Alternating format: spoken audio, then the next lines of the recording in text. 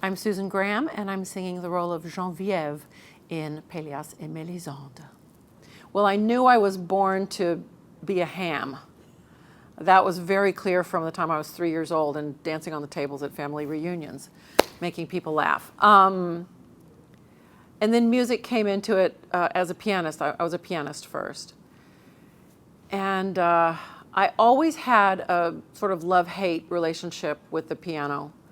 And I loved playing it, but I sort of hated performing on it because especially my memory, I was always so scared and I would forget pieces in my recitals and it was traumatic and I hated that.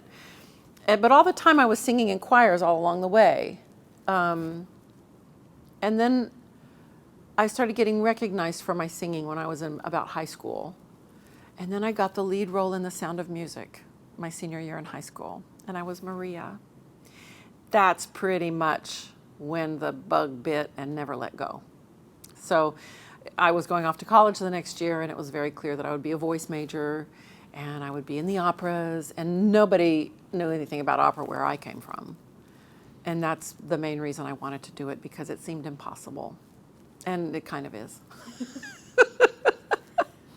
The most difficult part? I guess being away from people I love. Being on the road a lot. I've been really lucky to be on the road a lot. So you can turn that around. You know, it just isn't horrible to spend 3 months in Paris doing an opera. Many, many times in your career, you know.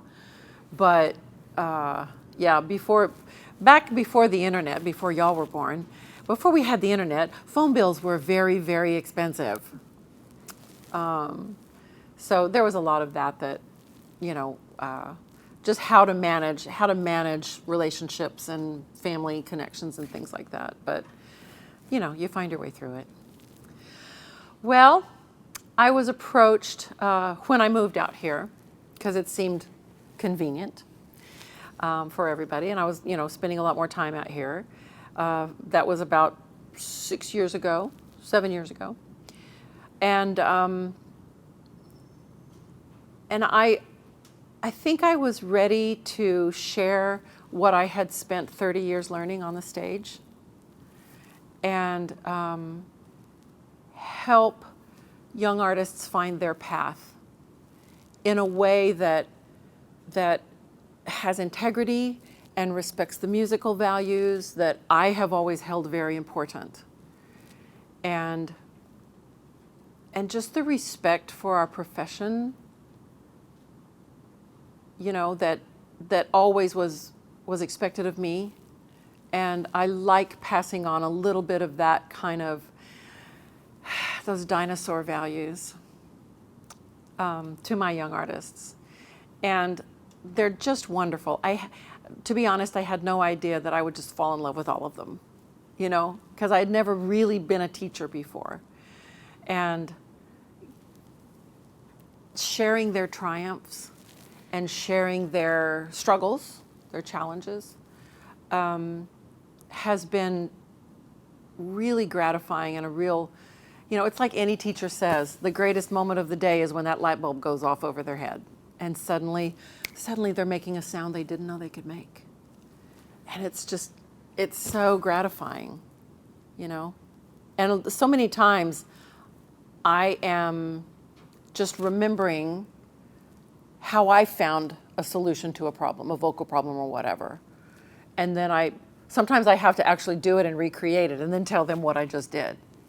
You know, so it sort of comes through demonstration and it comes through the sensations, because singing is a lot of sensation. You know, you can't just read it in a book. And so it's just been so fulfilling to share that with them. Well, everybody has to find their own path personally. Like I said, you know, being away from the lifestyle and being away from loved ones and finding yourself in a life that you barely know how to navigate because it's not anything you ever dreamed would be possible. But on the artistic side, I would say that really, first and foremost, is to have the need to communicate and to capitalize on that and optimize that opportunity to communicate. Because as I tell all my students, you can have the most beautiful voice in the world, but if you have nothing to say, we don't care. It's just a beautiful phone book that you're reading to me, you know? And I hear singers like that all the time. And so the most important thing is to engage the heart behind it, the brain and the heart, once you get the voice lined up and it's where you want it to be, or whether you're an actor, or whether you're a dancer, or whatever you're doing, whatever you're a painter, whatever kind of artist you want to be. The desire, need, compulsion, obsession with communication is really, I think, the key.